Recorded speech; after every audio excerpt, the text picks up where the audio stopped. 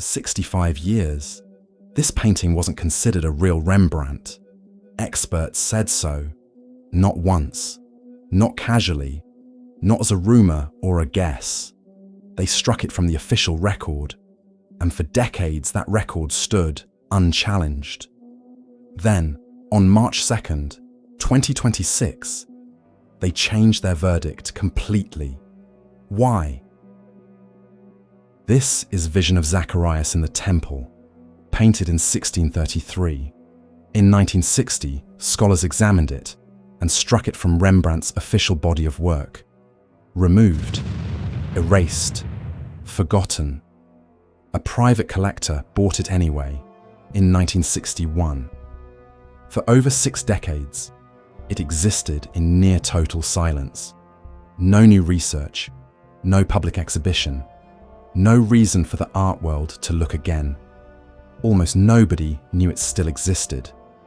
The painting hung quietly in a private home, while the rest of the art world moved on without it, until 2024, when its owners finally asked a question nobody had asked in generations. And that question changed everything. Before we get to that question, you need to understand what this painting shows. A priest named Zacharias, old, married for decades, no children. One day, inside the temple, the archangel Gabriel appears before him. The temple was ancient stone, incense in the air, the kind of place where miracles were expected, just never for him. Gabriel tells him something impossible, that he and his wife, after all these years, will finally have a son. Zacharias doesn't react with joy. He doubts. How can I be sure of this? He was old. Elizabeth was old. That single doubt changes everything that happens next. He loses his voice. He will not speak again until the child is born. But Rembrandt didn't paint the angel. He painted the exact instant after, the moment Zacharias realizes he has just been silenced. When Rembrandt painted this, he was 27, new to Amsterdam, still living and working in the house of art dealer Hendrik Eilenberg. He hadn't yet married Saskia. He hadn't yet become the Rembrandt the world would remember. Every commission mattered. Every painting was a chance to be taken seriously. Still building his reputation. Still trying to be believed. 3 centuries later, his own painting would face the exact same test. For decades, this painting was accepted, exhibited publicly as early as 1898, listed without question as a genuine Rembrandt. Then, in 1960, the painting was removed from Rembrandt's official body of work. And that was the end of it. Or so everyone thought. Because here's the strange part. The painting itself was never examined in person. Later assessments, including one by scholar Horst Gerson in 1969, relied on black and white photographs, reproductions of a painting nobody had stood in front of. A verdict made from photographs, not from the painting itself.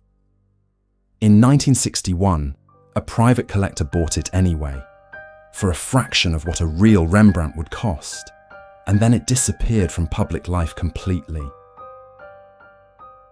The collector kept the painting for the rest of his life. When he died, it passed to his children. They knew the story. Bought as a Rembrandt. Rejected as a Rembrandt. Hanging quietly in their home for decades.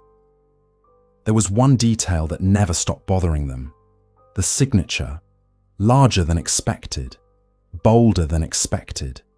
According to the museum's own curator, the family used to joke about it. Look how big that signature is. It has to be by Rembrandt. Eventually, the joke stopped feeling like a joke. They could have simply enjoyed the mystery and moved on. They didn't. In 2024, they contacted the Rijksmuseum. They weren't asking for a Rembrandt to be confirmed. They simply wanted to know who had painted it. Names like Jan Levens came up. The museum agreed to take a closer look. What followed was 2 years of investigation. The same techniques once used on Rembrandt's most famous painting of all, The Night Watch.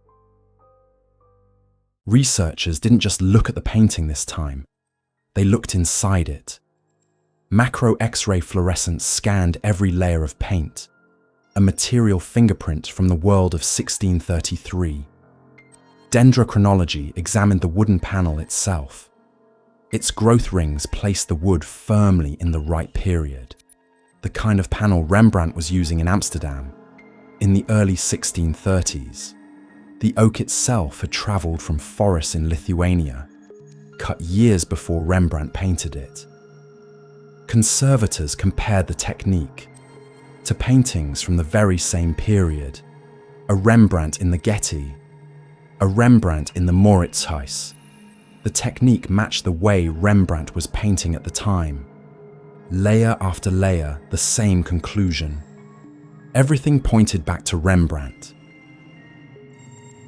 On March 2nd, 2026, the Rijksmuseum announced what 2 years of investigation had revealed. This was a real Rembrandt. 65 years of silence had just ended. 2 years of science undone in one sentence. If stories like this are the reason you're here, this is exactly what we dig into every single week. Here's something almost nobody mentions about Zacharias. His silence wasn't permanent. The moment his son was born, the moment the proof everyone doubted finally arrived, his voice came back, instantly. This painting lived the same arc. Doubted in 1960, silenced for 65 years, and the moment real proof finally arrived. Not opinion, not judgment from a photograph. Its voice came back too. 2 silences, 2 proofs, 2 voices, finally returning. Rembrandt painted a man who doubted what he was told and was punished for his doubt. Then his own painting waited 65 years for someone to finally provide the proof it deserved. He couldn't have known that would happen. But the parallel is almost impossible to ignore. That the truth doesn't disappear when people stop believing it.